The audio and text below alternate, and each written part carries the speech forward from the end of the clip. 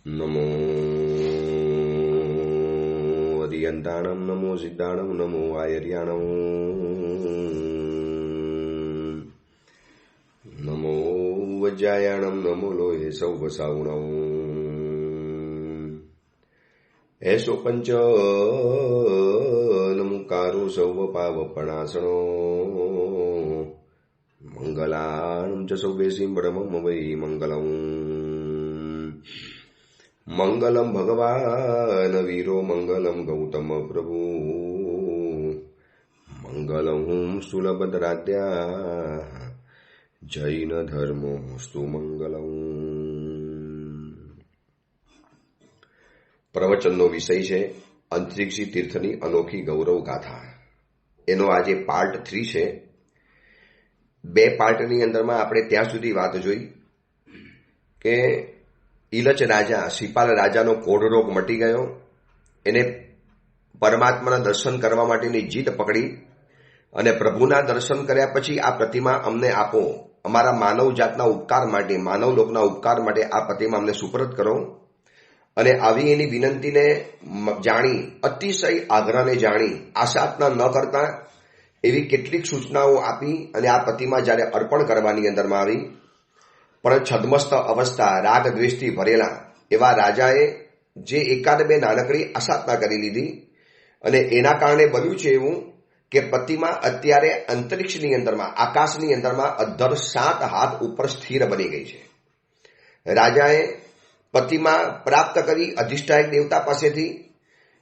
શેરડીના ગાડાની અંદરમાં પ્રતિમાને લાવી 70 કિલોમીટર સુધી તો એને પોતાના મનને કંટ્રોલમાં કર્યું, મનને કાબુ રાખ્યો કે પાછળ વળીને જોવું નથી.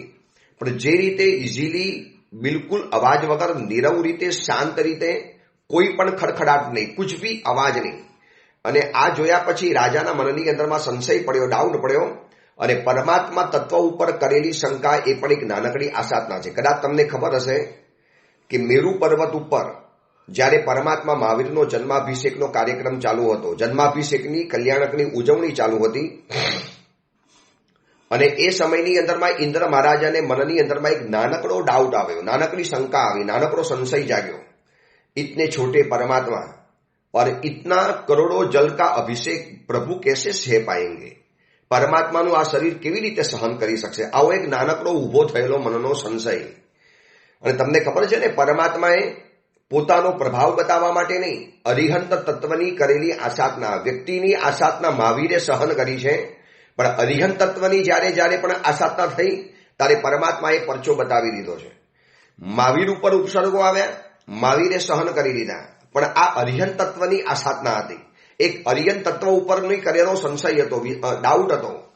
અને એને સમાવવા માટે મેરુ પર્વત ઉપર ખાલી એક નાનકડો અંગૂઠો દબાવ્યો અને 1,00,000 યોજનનો મેરુ પર્વત કંપીમાન ઉઠ્યો. આવું કેમ કર્યું? અરિહંત પરમાત્માને ચમત્કાર નતો બતાવો, પરચો નતો બતાવો, અરિહંત તત્વની તાકાતનો એક નાનકડો આંશિક અનુભવ કરાવવો હતો. અહીંયા પણ અરિહંત તત્વની થયેલી આસાધના. રાજાએ મંદિર બનાવ્યું. હવે મંદિર બનાવ્યા પછી પણ અભિમાન કરીને કરેલી આસાધના. પહેલા એને સંશય કર્યો, હવે અત્યારે અભિમાન કર્યું. મને પરમાત્માનું ફલ મળશે કે નહીં મળે, પૂજાનું, આ પણ સંશય. અને મારા જેવી પૂજા કોઈ ન કરે, મારા જેવી તપસ્યા કોઈ ન કરે, મારા જેવો ચઢાવો કોઈ ન બોલે, મારા જેવી આરાધના કોઈ ન કરે, મારા જેવી ગુરુની ભક્તિ કોઈ ન કરી શકે. આવો મનની અંદરમાં પડેલો જે અભિમાન, અહંકાર, ઈગો, દેરાસર આખું બનીને તૈયાર થઈ ગયું. સુંદર મજાનું સર્વાંગ સંપૂર્ણ સંગે મરમરીય, બહુ ઉત્તમ. અને રાજા અભિમાન કરતા હતા પણ વ્યાજબી હતું, કારણ કે એને દેરાસર જ જીનાલે જ એવું ઉત્તમ બનાવેલું હતું. અને બનાવે જ નહીં, જે પ્રભુના કારણે પોતાનો કોઢરોગ મટી ગયો છે, જે પ્રભુના અનુભવને એને વારંવાર નિહાળ્યો છે. અને દેવતાએ સ્વયં ખુદે જે પ્રતિમા અર્પણ કરી છે અને એ પરમાત્માનો ઇતિહાસ આખો જાણ્યો કે ખર દૂષણે આ કરેલી પ્રતિમા અને હજારો વર્ષોથી પૂજાતી આવતી આ દેવતાઓ દ્વારા પ્રતિમા, અને એવી પ્રતિમા સ્વયં દેવતા જ્યારે આપે અને પોતાના જીવનની અંદરમાં એનો અનુભવ કરેલો હોય, શું કામ એ પરમાત્માની ભક્તિમાં કંઈ પણ કચાશ રાખે? એવું ઉત્તમ જીનાલય બનાવ્યું અને એક નાનકડો અહંકાર કરી બેઠો. देखा मेरा मंदिर, कौन होगा मेरे अलावा ऐसा मंदिर की भक्ति करने वाला? અને પ્રતિમા ન હલે, ન ચલાયમણ થાય, એક ડગલું નહીં, એક કદમ નહીં, એક અંશ નહીં, એક ઇંચ માત્ર પણ પરમાત્મા હલી નહીં, મૂર્તિ ન હલી. મંત્રીએ કીધું કે હવે રાજન, અધિષ્ઠાયક દેવતાઓ તમારાથી પણ નારાજ બની ગયા છે. આમાં કોઈ હવે ગુરુ તત્વને વચમાં લાવવું પડશે. ગુરુ તત્વ ધારા તમે દેવ તત્વની આરાધના કરી શકશો, વરના નહીં થાય. એ સમયે ખંભાતથી કુલપાકજી તીર્થની યાત્રા કરવા માટે પધારેલા આચાર્ય શ્રી અભયદેવ સુરીશ્વરજી મહારાજ, જેમને મલ્લધારી બિરુદ આપવાની અંદરમાં આવેલું હતું, અને એ મહાત્મા અત્યારે દેવગીરીમાં સ્થિરતા કરી છે, આવા સમાચાર છે. મંત્રીએ રાજાને કીધું. મંત્રીઓ છે એ લોકો આવા બધા સમાચાર એ લોકોને રાખવા પડે, અને તમે એક કામ કરો, વિશિષ્ટ સેવકોને મોકલો. મંત્રીઓ સેનાપતિઓ ત્યાં જાય, આચાર્ય ભગવાનને વિનંતી કરે, આખી હકીકત બતાવે, અને એના દ્વારા આચાર્ય ભગવાન આવીને કઈક રસ્તો કાઢી શકશે. આના સિવાય બીજો કોઈ રસ્તો દેખાતો નથી. રાજા કહે છે કે આવશે, જરૂર આવશે. ગુરુ તત્વ એટલું કૃપાળુ હોય છે, ગુરુ તત્વ એટલું સમજદાર હોય છે, ગુરુ તત્વ એટલું અનુકૂળ હોય છે, અને ગુરુ તત્વ એટલા આશીર્વાદથી ભરેલું હોય છે કે બસ તમે એક કદમ ઝૂકો અને 100 કદમ તમે ગુરુ તત્વની તરફ ચાલો, 100 કદમ ગુરુ તત્વ તમારી સમક્ષ આવ્યા વગર રહેશે નહીં. અને રાજાએ મંત્રીઓ, સેનાપતિઓ, વિશિષ્ટ નગરશ્રેષ્ઠીઓના એક આખું જૂથ પ્રતિનિધિ રૂપે, પોતાના પ્રતિનિધિ રૂપે મોકલી આપ્યા. જઈને આખી હકીકત બતાવી, અને આચાર્ય भगवान पर परिस्थिति की गंभीरता ने समझी, परिस्थिति की गंभीरता देखते हुए आचार्य भगवान ने तुरंत विहार करा. अरे आ तो परमात्मा तत्वनी आसाधना है. वन वगड़ानी अंदर में खुल्ला वरना झाड़ नीचे 7 हाथ अद्धर प्रतिमा रहेली है. तड़को पड़े, वरसाद पड़े, लोकोनी अवर जवर थाय, અને આવા મહાપ્રભાવી પરમાત્મા, એના દર્શન મને પણ કરવા માટે મળશે. દેવતાએ આપેલા, ખરને દૂષણે બનાવેલા. તમને ખબર છે, આ અંતરિક્ષી ભગવાનની અનેક પ્રકારની વિશેષતાઓમાં એક વિશેષતા એ છે કે આ પ્રતિમાની કોઈ વિધિવત અંજન શલાકા કે પ્રાણ પ્રતિષ્ઠા કરવાની અંદરમાં નથી આવી. કોણ કરે? ખર દૂષણે જંગલમાં માટી અને ગોબરથી પ્રતિમા બનાવી દીધી, ભક્તિથી પૂજી દીધી, અભિષેક વગેરે કરી દીધો, પરમાત્માની અંગરચના કરી દીધી, અને પછી પ્રતિમા સીધી ડિસ્ટ્રોય કરવા માટે ખાલી બસ પાણીમાં પીગળી જશે, બાર ખુલ્લા વગડામાં આસાત્મ ન થાય એના માટે પધરાવી દીધી. પણ દેવતાઓએ આ પ્રતિમાને એક વિશિષ્ટ બનાવી દીધી, મજબૂત બનાવી દીધી, એકદમ નક્કર બનાવી દીધી. બસ આ જ એની પ્રતિષ્ઠા ગણો કે અંજન શલાકા ગણો. છતાં પણ આજે પ્રભુનો પ્રભાવ, આજે એનાથી જે યાત્રિકો ખેંચાઈને આવે છે, 3 કલાકના વારા હોય છતાં પણ 3 કલાક લાઈનમાં ઉભા રહે, ક્યારે પ્રભુનો દીદાર કરવા માટે મળે. અરે અમે હતા એક દિવસમાં 1200 માણસ, 500 માણસ, 700 માણસ. 1 મિનિટ નહીં, અડધી મિનિટથી પણ વધારે પ્રભુના દરબારમાં રહેવા માટે નથી મળતું. એ નાનકડા ભોયરામાં ઉતરવાનું અને ભીડ સંગ્રાસની અંદરમાં રહેવાનું. 2 થાંભલાની વચની અંદરમાં રહેલા પરમાત્મા, એક નાનકડો સાવ ગવાક્ષ, સાવ ગોખલો કહેવાય, આપણી સામે બેઠેલા પરમાત્મા, બિલકુલ સિમ્પલ. જે પરમાત્માના ચઢાવા લાખો મણ થાય છે, એ પરમાત્માની સાદગી, એ પરમાત્માની સિમ્પલિસિટી, એ પ્રભુનું જે સામાન્ય અવસ્થા, બિલકુલ સામાન્ય મંદિર. આજે કદાચ આ અંતરિક્ષી પરમાત્માના ચઢાવા એવા થાય છે કે પ્રભુનું સોનાનું પણ જિનાલય બની શકે, પરંતુ એક પરિસ્થિતિ એવી સર્જાઈ છે કે પરમાત્મા બિલકુલ સિમ્પલ અવસ્થામાં બેઠેલા છે, અને એ પરમાત્માનો પ્રભાવ જે આજે ચારે કોર ફેલાયેલો છે. બસ આવા જ કોઈ વિશિષ્ટ મંત્રધારી આચાર્ય ભગવંતોએ એની ઉપર વાસક્ષેપ કર્યા, એના દર્શન કર્યા, એની સામે સ્તવના કરી, એની સામે જાપ કર્યો, અને પરમાત્માનો પ્રાણ ઓર વધારે પ્રદીપ્ત બની ગયો, ઓર વધારે પ્રભાવી બની ગયો. અભયદેવ સુરીશ્વરજી આવ્યા. પ્રભુને આજે જે વડનું ઝાડનો ઉલ્લેખ કહું છું ને, 7 હાથ પ્રભુ અધ્ધર હતા, એ આજે અંતરિક્ષી તીર્થની અંદરમાં પાવલી મંદિર છે, અને એની બાજુની અંદરમાં રહેલું વડનું ઝાડ આજે પણ છે, ત્યાં આજે મંદિર પણ છે. અને એ વડના વૃક્ષ નીચે આ પરમાત્મા 7 હાથ અધ્ધર આકાશની અંદરમાં રહેલા હતા, માટે નામ પડી ગયું હતું અંતરિક્ષ પાસના ભગવાન. આચાર્ય ભગવાન આશ્ચર્યચકિત થઈ ગયા, પ્રભુના દર્શન કરીને ભાવ વિભોર બની ગયા. દેવતાઓ સતત સેવાની અંદરમાં છે, માની લીધું, સમજી ગયા, ભલે અદૃશ્ય રૂપે, વરના આવો એટલે કુદરતથી વિરુદ્ધ આવી રીતે અંતરિક્ષમાં આટલી ભારે પ્રતિમા આકાશમાં રહે કેવી રીતે. પ્રભુના ચરણોમાં મસ્તક નમાવ્યું, પ્રભુને પ્રાર્થના કરી કે પ્રભુ, રાજા દ્વારા જે પણ આસાધના થઈ હોય, અને આપના અધિષ્ઠાયક દેવતાઓ એ રાજાને માફ કરવા તૈયાર નથી, પણ પ્રભુ આ કલિયુગ છે, આ દુષ્મકાલ છે, જીવો આવા અવિનયી અને અવિવેકી થવાના, જે ગુરુના પણ ગુરુ થવાની અંદરમાં આવવાના, જે ગુરુઓની પણ ભૂલ કાઢવા માટે તૈયાર થવાના, જે દેવ અને ગુરુની પણ આસાધના કરી શકવાના. પ્રભુ માફ કરી લો. આચાર્ય ભગવંતે અઠ્ઠમ કરી અને સાધના શરૂ કરી કે આ અધિષ્ઠાય દેવતાને મારે પ્રસન્ન કરવા છે, પ્રત્યક્ષ કરવા છે. પ્રસન્ન કરવા માટે અને પ્રત્યક્ષ કરવા માટે આચાર્ય ભગવંતે અઠ્ઠમ કર્યો. આટલા મહાન આચાર્ય, મંત્રધારી આચાર્ય, સુવિશુદ્ધ સંયમી આચાર્ય, જેમને મલ્લધારી બિરુદ આપવાની અંદરમાં આવ્યું છે, શરીર ઉપર એટલો બધો મેલ જામી ગયો છે કે શરીરની દરકાર પણ નહીં કરવાની, એવા આચાર્ય ભગવંતે જ્યારે અઠ્ઠમ કર્યો અને અઠ્ઠમના ત્રીજા દિવસે અધિષ્ઠાયક દેવ પ્રગટ થયો. બોલો સાહેબ, કેમ મને યાદ કર્યો? અરે યાદ કરવાનું કારણ એક જ કે આટલું સુંદર મજાનું જિનાલય તૈયાર થઈ ગયું છે, તો પ્રભુને અંદરમાં જવા દો ને. કેમ તમે અડકાવી રાખ્યા છે? હરિયન પરમાત્મા આવા ખુલ્લા વન વગડાની અંદરમાં 7 હાથ અધ્ધર રહેલા છે. અમે તમને વિનંતી કરીએ છીએ કે જે પણ હશે અમને ભૂલ બતાવો, રાજાની ભૂલ બતાવો. રાજા ભૂલ સ્વીકારવા તૈયાર છે, રાજા ભૂલ સુધારવા તૈયાર છે, પણ બતાવો ને શું આસાધના થઈ ગઈ છે. અને એ સમયની અંદરમાં અધિષ્ઠાયક દેવતાએ કીધું કે સાહેબ ગુરુદેવ, આપ અઠ્ઠમ કર્યો અને આપના જેવા મહાન આચાર્ય ભગવાન છે માટે અમે આપને જવાબ આપીએ છીએ. એ રાજાએ પોતાનું અભિમાન પ્રદર્શિત કરેલું છે અને આ અભિમાન અમે અધિષ્ઠાયક દેવતાઓ ક્યારેય સ્વીકારવા તૈયાર નથી. અરે રાજાને ખબર નથી કે પરમાત્માના તો કેવા કેવા પરમ અને પરમોચ્ચ ભક્તો રહેલા છે. એને એવું અભિમાન આવી ગયું કે મંદિર બનાવનારો હું છું, મારા સિવાય કોઈ મંદિર ન બનાવી શકે. આવું અદ્ભુત જિનાલય મેં જ બનાવ્યું, મેરે અલાવા કોઈ હે. આ એનો અહંકાર. અને આવા અહંકારીના મંદિરમાં ક્યારે અમારા ભગવું ક્યારે અંદરમાં પ્રવેશ નહીં કરી શકે. એને આવા પ્રકારનો અહંકાર કરી બેઠો. તો હવે શું રસ્તો બતાવો? રાજા માફી માંગવા તૈયાર છે, કહો તો રાજા અઠ્ઠમ કરી લેવા તૈયાર છે, કહો તો રાજા એની કિંમત અને પ્રાયશ્ચિત લેવા તૈયાર છે. નહીં, આ અભિમાનથી બનેલા જિનાલયમાં તો પરમાત્મા પ્રવેશ ક્યારેય પણ નહીં કરી શકે. આ જિનાલયને ખાલી મૂકો, પડતું મૂકો. હવે આપના જેવા આચાર્ય ભગવાન જ્યારે વિનંતી કરે છે ત્યારે અમે આપને કહીએ છીએ હવે શ્રી સંઘ ભેગો થઈને આખું એક નવું જિનાલય બનાવે અને એ જિનાલયમાં તમે પરમાત્માની પ્રતિષ્ઠા કરો અને પછી અમે પરમાત્માને એની અંદરમાં અમે જવા દઈશું. રાજાનું બનાવેલું જિનાલયમાં તો પ્રભુ ક્યારે પ્રવેશ નહીં કરે. આ જોજો, અંતરિક્ષથી પાસનાથ પરમાત્માની આ એક જબરજસ્ત કહાની છે. આપણે પણ ક્યારેક નાનકડો અહંકાર કરી બેસતા હોઈએ. ગુરુ કરતા વધુ સમજદાર છું, મારામાં વધુ અક્કલ રહેલી છે. ગુરુએ ક્યારે વિહાર કરવો, ક્યારે વિહાર ન કરવો, એમને કયા સમયે વિહાર કરવો, કયા સંયોગમાં વિહાર કરવો. ગાડી સિવાય જે ક્યારે ચાલતા ન હોય, જે ક્યારે એસી કાર સિવાય નીચે રોડ ઉપર પગ ન મૂકતા હોય, ગામમાં આવેલા ગુરુ ભગવતને ગામની બહાર સુધી વરાવવા પણ ના આવતા હોય, અને એવી વ્યક્તિઓ વોટ્સએપમાં મેસેજ ફેરવવાની અંદરમાં જાય કે આટલા વાગે વિહાર કરવાનો, આનાથી વધુ વિહાર નહીં કરવાનો, અમારા સંઘમાં આવેલા મહાત્માઓએ આટલા વાગે વિહાર કરવાનો રહેશે. ભાઈ, આ બધી દેવ અને ગુરુની કરેલી આ સાધના તમને જ ભારે પડવાની છે. આ જોઈ લેજો, રાજા નિતાંત ભક્તિવાળો છે.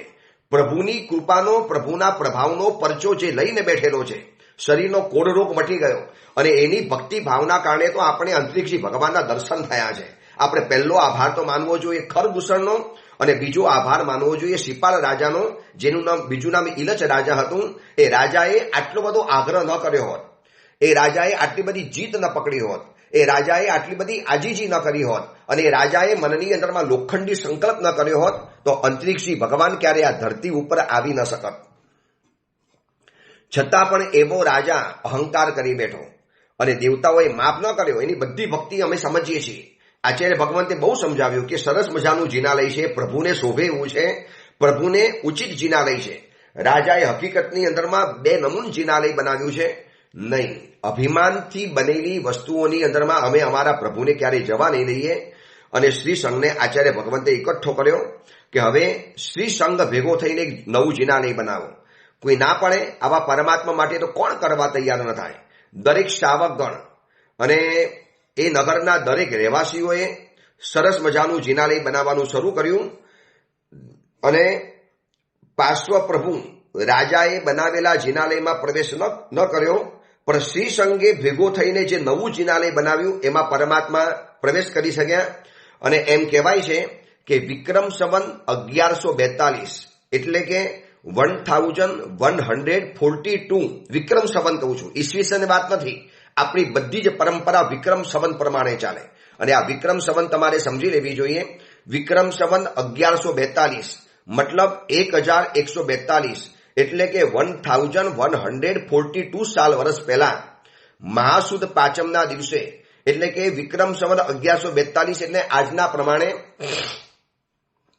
જોવા જઈએ તો 800-900 વર્ષ પહેલા મહાસુદી પાંચમના દિવસે વિજય મુહૂર્તે પૂજ્ય આચાર્ય શ્રી અભયદેવ સુરીશ્વરજી મહારાજાએ શ્રી સંઘે ભેગા થઈને બનાવેલા જિનાલયની અંદરમાં અંતરિક્ષજી પરમાત્માનો પ્રવેશ કરાવડાયો મંત્ર દ્વારા.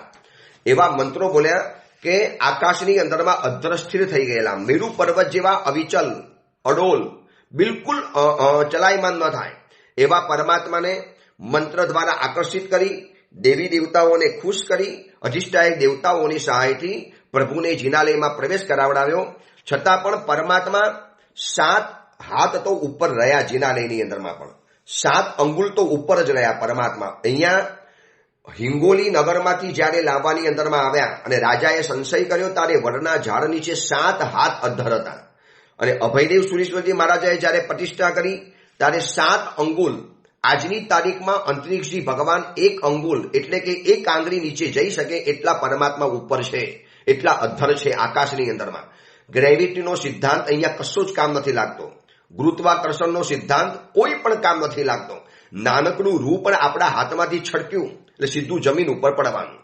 આ એક ગુરુત્વાકર્ષણનો ધરતીનો નિયમ છે અને જેને ગ્રેવિટીનો સિદ્ધાંત કહેવાય છે.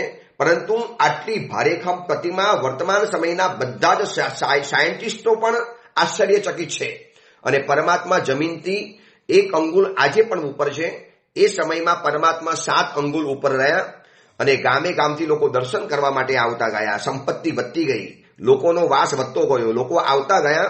એટલે આજુબાજુની અંદરમાં એક નગર વસાવવાની અંદરમાં આવ્યું અને જ્યાં આવા અદ્ભુત પરમાત્મા હોય, પ્રભાવ સંપન્ન પરમાત્મા હોય, એ નગરનું નામ જ શ્રીપુર કહેવાય. નગરની શ્રી વધતી ગઈ, સંપત્તિ વધતી ગઈ, શોભા વધતી ગઈ, સમૃદ્ધિ વધતી ગઈ, ભીડ વધતી ગઈ, લોકોની અવરજવર વધતી ગઈ. એટલે નગરનું નામ રાખ્યું હતું શ્રીપુર. જ્યાં પરમાત્માનું જિનાલય બન્યું એ એરિયામાં નગર નવું વસાવ્યું, એનું શ્રીપુર નામ રાખ્યું. અને ધીરે ધીરે અપભ્રંશ હોતા ગયા, શબ્દ ઘસાતો ગયો, શબ્દ બોલાતો ગયો, બદલાતો ગયો. એટલે આજે ગામ છે શ્રીપુર.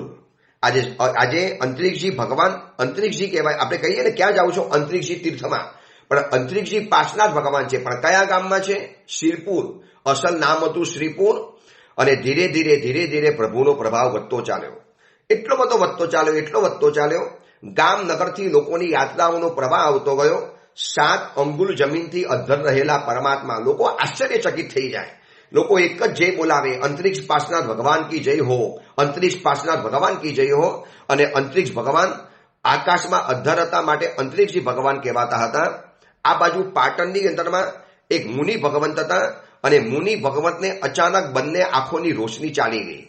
બંને આંખની અંદરમાં અંધાપો. ન શાસ્ત્ર ભણી શકે, ન જીવદયાનું પાલન કરી શકે, ન સંયમ જીવનની આરાધના કરી શકે, ન પ્રભુના દર્શન કરી શકે. સતત બીજાની સહાય દ્વારા રહેવાનું. અને મુનિ ભગવંતનું નામ હતું ભાવ વિજયજી મહારાજ. અને આ ભાવ વિજય મહારાજ બહુ મૂંઝાય. વિદ્વત્તા હતી, શાસ્ત્રો બનાવી શકે એવા હતા, પ્રવચન આપી શકે એવા હતા, સંયમ જીવનની આરાધના કરવાની ઉત્કટ ભાવના પણ હતી. પરંતુ બંને આંખો ચાલી જવાના કારણે મુનિ ભગવંત બિલકુલ અસહાય જેવા બની ગયેલા હતા. અને પાટણ નગરની અંદરમાં મુનિ ભગવંત ધ્યાન કરવા માટે બેઠા. કોઈ પણ વિશિષ્ટ દેવી તત્વ મને આવો, હું તમારું ધ્યાન કરું છું, અઠ્ઠમ કરીને બેઠા કે રોગ મારો દૂર કરવો માટે માગું છું, સંયમ જીવનની આરાધના કરવા માટે સાધુ બન્યો છું. જૈના વગર કે આરાધના વગર તો મને ચાલે એમ નથી. તો કોઈ પણ દેવી તત્વ મને સહાય કરો. અને પદ્માવતી દેવી રાતના સમયની અંદરમાં મુનિ ભગવાનને દર્શન આપ્યા અને કીધું, एक काम करो, आप शिष्य परिवार के साथ, संघ के साथ श्रीपुर नगर में जाओ. श्रीपुर नगर में विराजमान अंतरिक्षजी पासनाथ भगवान છે. તમે એમના જઈને આરાધના કરો, એમની સમક્ષ જઈને અઠ્ઠમ કરો, એમની સમક્ષ જઈને આરાધના કરો. ચોક્કસ એ પરમાત્માના પ્રભાવથી તમારી આંખોની રોશની પાછી આવી જશે. અને ભાવ વિજય મહારાજે પૂછ્યું કે કોણ છે આ પરમાત્મા, કઈ જગ્યાએ બિરાજમાન છે? અને પદ્માવતી દેવીએ આખો ઇતિહાસ ભાવ વિજયજી મા સાહેબને કીધો. અને ભાવ વિજયજી મહારાજાએ બનાવેલા અંતરિક્ષજી ભગવાનના સ્તવની અંદરમાં આખી ઘટના લખેલી છે કે મને અંતરિક્ષજી ભગવાનનો પરિચય કેવી રીતે થયો. પાટણ શહેર અને આ બાજુ સિરપુર વિદર્ભ પ્રદેશ આજના સુવિધા ભરેલા જમાનામાં પણ જો અહીંના વિહારો કઠિન ગણાતા હોય, અમે વિહારો કરીને આવેલા છીએ. શિરપુર એટલે અંતરિક્ષજી ગયા, અંતરિક્ષજીથી જાલના સુધી પાછા આવ્યા. હવે ઔરંગાબાદ તરફ અમારો વિહાર શરૂ થઈ ગયો, સંભાજીનગર તરફ. આજના સુવિધા ભરેલા જમાનામાં, મોબાઈલનો યુગ, ગાડીઓનો યુગ, સતત અવર જવર કરી શકાય એવા સાધનોના યુગમાં પણ જો આજે આ એરિયાના વિહારો કઠિન હોય તો એ સમયના વિહારો કેટલા બધા કઠિન ગણી શકાતા હશે. અને અંતરિક્ષજી ભગવાનનું નામ પણ નહોતું સાંભળ્યું અને પદ્માવતી દેવી આખો ઇતિહાસ બતાવી દીધો. ખરને દૂષણ્યા પ્રતિમા ભરાવી, પછી કૂવામાં પધરાવી, દેવતાઓએ એને મજબૂત બનાવી દીધી. પછી ઇલચ રાજાએ એનું પાણી પીધું, કૂવાનું પાણી, કુળરોગ મટી ગયો. રાજાએ દેવતાઓને પ્રસન્ન કર્યા, પ્રતિમા પ્રાપ્ત કરી, થોડી ઘણી આસાધના થઈ ગઈ. અભયદેવ સુરીશ્વરજીએ પ્રભુને જિનાલયમાં બિરાજિત કર્યા. આજે પણ 7 અંગુલ ઉપર રહેલા છે અને શિરપુર નગરમાં પરમાત્મા બિરાજમાન રહેલા છે. તમે જાઓ, આખો ઇતિહાસ જ્યારે ભાવ વિજયજી મહારાજે સાંભળ્યો અને બીજા દિવસે સવારે મુનિ ભગવંતે પાટણ શ્રી સંઘને આ વાત કરી કે મને આવો સંકેત મળ્યો છે, દૈવી સંકેત, કે મારે અહીંયાથી જવાનું છે શિરપુર નગરની અંદરમાં, શિરપુર જ્યાં બિરાજમાન છે અંતરિક્ષજી પાસનાર ભગવાન. શ્રી સંઘને પણ આશ્ચર્ય થયું કે આવા પરમાત્મા, આવો અદ્ભુત જિનાલય. અને એ જમાનામાં કે મોબાઈલના જમાના હતા નહીં કે બધી જગ્યાએ વાતો વાયરલ થઈ જાય, સમાચારો વસ્તુઓ ચારેકોર ફેલાઈ જાય. અને શ્રી સંઘની સાથે મુનિ ભગવંત સંઘ લઈને જાય છે. મુનિ ભગવંતોની સહાયથી ધીરે ધીરે આગળ વધતા ચાલ્યા અને વધતા એક દિવસ, મહિનાઓ પછી એક દિવસ મુનિ ભગવંત સકલ સંઘની સાથે, પાટણ શ્રી સંઘની સાથે શ્રીપુર નગરની અંદરમાં ઉપસ્થિત થઈ ગયા. જઈને પ્રભુની પાસે તો પહોંચ્યા પણ આંખોનો અંધાપો છે.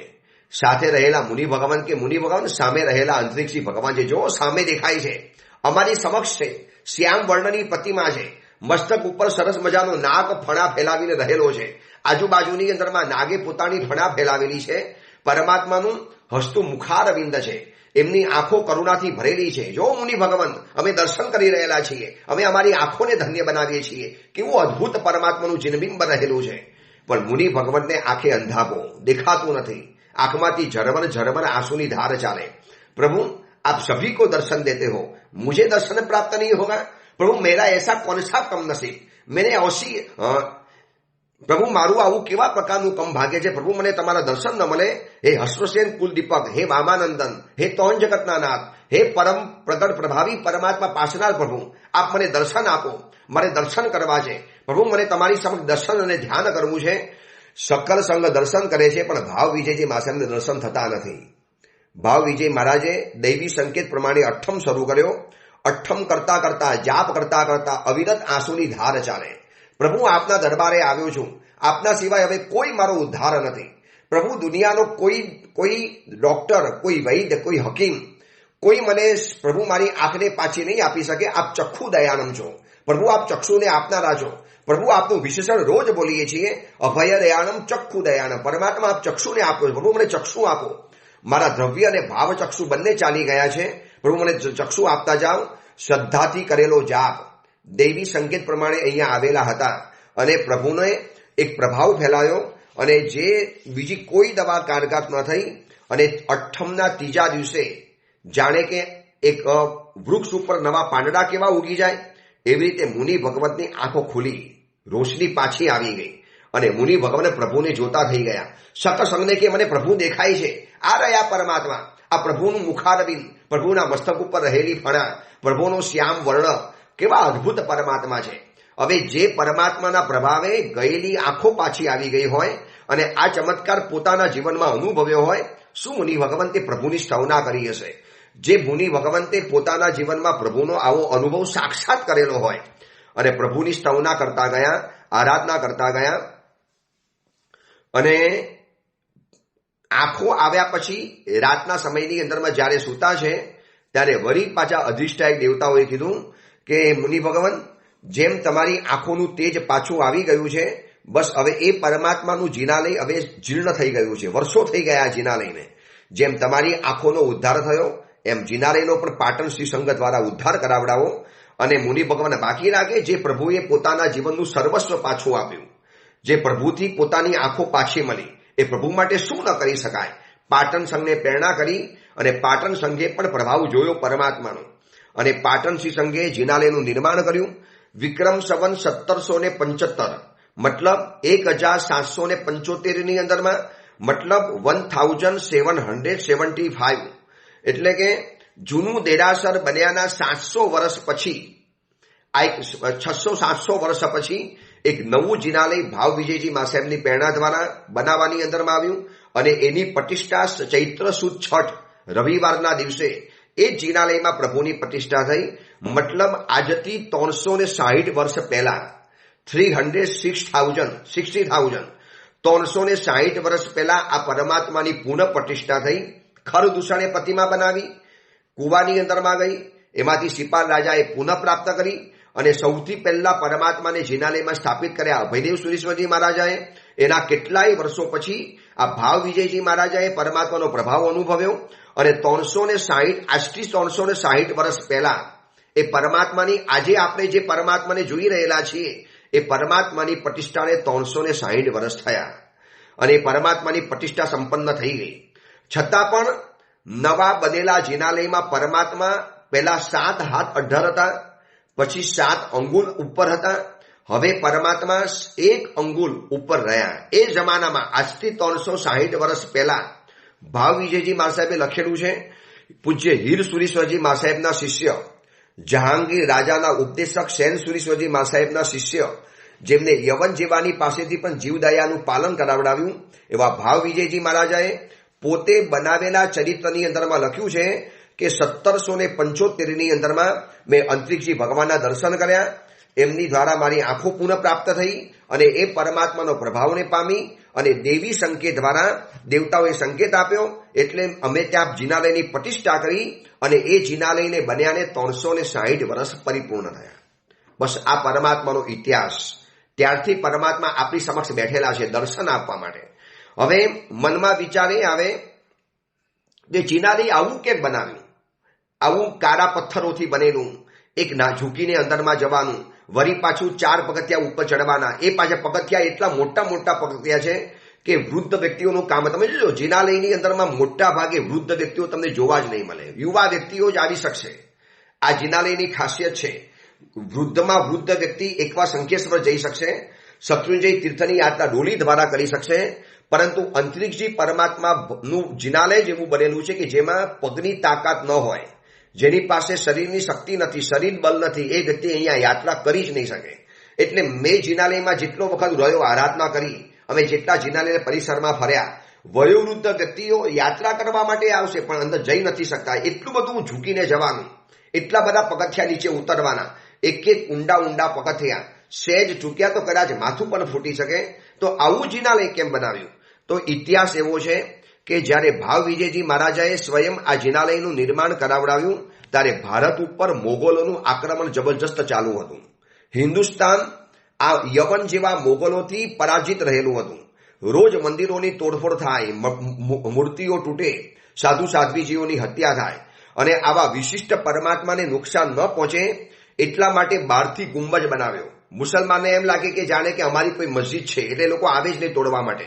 અને જિનાલયના ચોગાનની અંદરમાં ચાંદીનો દંડ બનાવ્યો. જિનાલય ઉપર શિખર નથી બનાવ્યું. શિખરના બદલે તમે આજે યાત્રા કરવા જાઓ ત્યારે જોજો જિનાલયના ચોગાનના અંદરના ભાગની અંદરમાં ચાંદીનો ધ્વજદંડ રહેલો છે, એની ઉપર ચાંદીની ધજા ચડાયેલી છે અને દરવાજો નાનો એટલા માટે બનાવ્યો કે આવતીકાલે માનો કોઈ આક્રમણખોર આવી ગયા, યવનો આવી ગયા, મુસલમાનો આવી ગયા, મોગલો આવી ગયા, તો એ લોકો ઝૂકીને અંદર જવું પડે અને ઝૂકીને જાય તે એક વ્યક્તિથી વધુ અંદરમાં જઈ ન શકે. કદાચ બનો એવું આવી ગયું તો અંદરમાં રહેલા સૈનિકો જે અંદર આવે છે ને એને ખતમ કરી શકે, એક સાથે વધુ ન આવી શકે, એટલે અંદરમાં ઝઝૂમી શકે. એટલા માટે આવું નાનકડું જિનાલય બનાવડાવ્યું. અને ધીરે ધીરે યવનોનો જ્યારે હુમલો વધતો ગયો ત્યારે શ્રી સંઘે એ વખતની જિનાલયની સુરક્ષા કરવા માટે છત્રપતિ મહારાજા શિવાજી મહારાજ એના દરબારમાં જૈન સંઘનું પ્રતિનિધિત્વ પહોંચ્યું અને જઈને વિનંતી કરી કે અમારું આ જિનાલય છે એની સુરક્ષા માટે પ્રબંધ કરો. આવા અદ્ભુત પરમાત્મા છે. મહારાષ્ટ્રના કેસરી હતા છત્રપતિ શિવાજી અને એમને પોતાનું નનિયાલ હોવાના કારણે સિંદખેડ રાજા ગામ બાજુની અંદરમાં છે, પોતાનું નનિયાલ એટલે કે પોતાનું મોસાળ.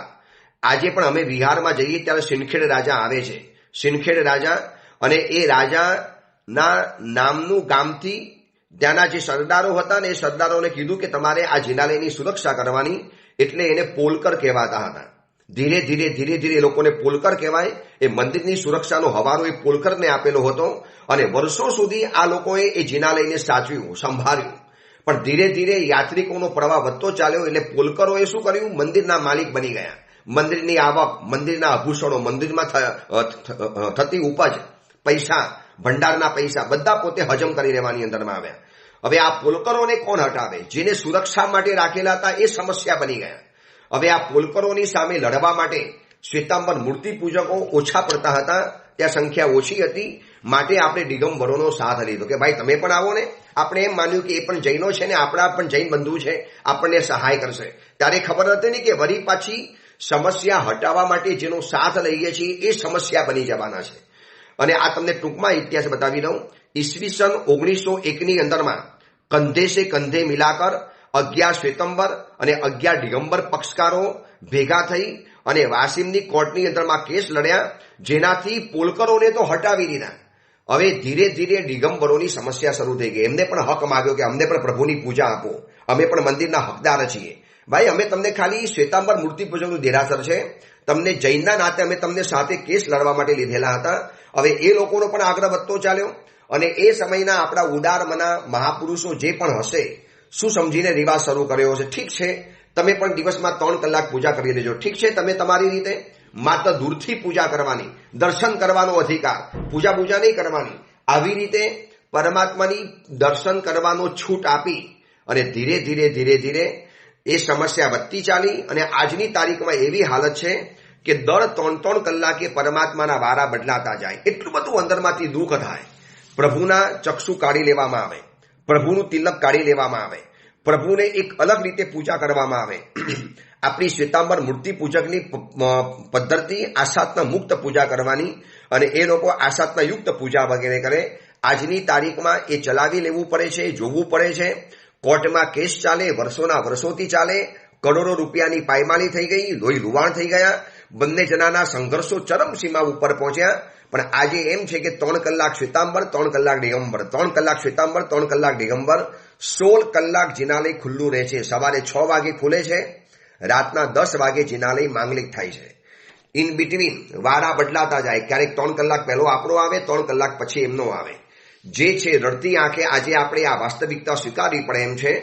પણ જેટલા પણ આ પ્રવચનો સાંભળે છે બધાને કહું છું કે યાત્રા વધુમાં વધુ કરો. જેટલા આપણે વધુમાં વધુ જઈશું એટલો ધીરે આપણો પક્ષ મજબૂત થવાનો. અને આવા તીર્થોની સુરક્ષા માટે હવે આપણે સાવધાન બનવું પડશે. આપણે જ એની ઉપેક્ષા કરી અને આપણે થોડી ઘણી ઉદારતા કરી, ભલમનસાઈ બતાવી તો આ આપણા જ બંધુઓને આપણે અંદરમાં લાવવાની અંદરમાં આવ્યા. હવે આજે આપણે એની અંદરમાં ફસાઈ ગયેલા છીએ. તો આવા કેટલાય તીર્થોની સુરક્ષાઓનો સવાલ આજે આપણી સમક્ષ રહેલો છે. એક અંતરિક્ષજીનું તીર્થ નથી, આવા 25 થી 20 તીર્થોની અંદરમાં આવા આક્રમણખોરો ઘૂસી ગયેલા છે, જે આપણે જ કદાચ ઉપેક્ષા કરી અને એના કારણે આ જિનાલય આજે જોખમની અંદરમાં આવી ગયું. આ અંતરિક્ષજી ભગવાનનો ઇતિહાસ લોકોનો આગ્રહ હતો, માટે 3 દિવસ માત્ર ઇતિહાસ પૂરતી ઇતિહાસની વાતો બતાવી છે.